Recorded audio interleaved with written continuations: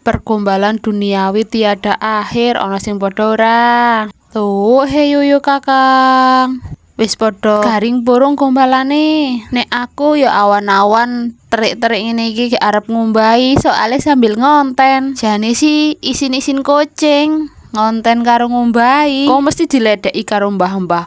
Wong mbahi kok dolanan HP ya kapan le arep rampung. Saiki aku nggawa gombalane sithik mung sak tas, biasane sak bagor penuh. Soale kaya kucing pindah rono pindah rene omahe. Nek ora nggawa gombalan kotor engko sore ora iso ganti. Soale kegawa kabeh gombalan resike nang wetan. Lah ngenah to nek ngonten karo ngumbahi mesti klambi sing dienggo jersey ireng karo katok pendek abang terus. Menandakan banget nek ora ono klambi gantine. Iki gombalane reget sing tak gawa kayane akeh seragame anakku karo seragame bojoku kerja deh. Jane sih sambil dolan kok bali-bali gombalan kotor tadi resik terus garing. Hehehe sambil menyelam minum air. Soale nek ngombahi nang wetan garinge gek rong dino maneh. Maklum omahe tengah-tengah dadi ora kebagian panas. Tapi alhamdulillah gek kebagian mambu wong masak. Ambune tok lho ora masakane. Lah kebiasaan mbok-mbok banget to cerita apa tekane gosip. Liko-liko padha do duwe tipe ora to gombalan ben iso resik dhewe. Nek duwe ya bagi dong. Jane ngonten iki wis tak niati ngenah duwe stok video ngasih 350 tapi ngasih bingung arek sing ngedit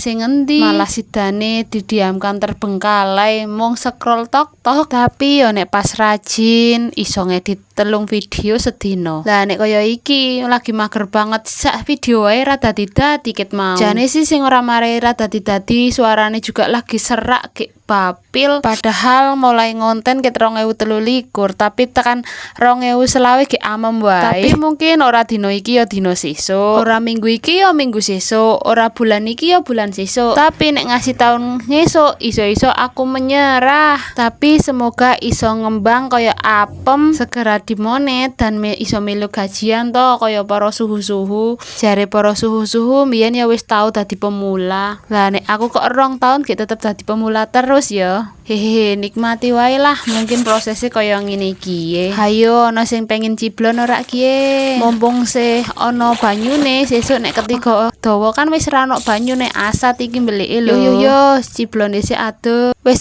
bye bye.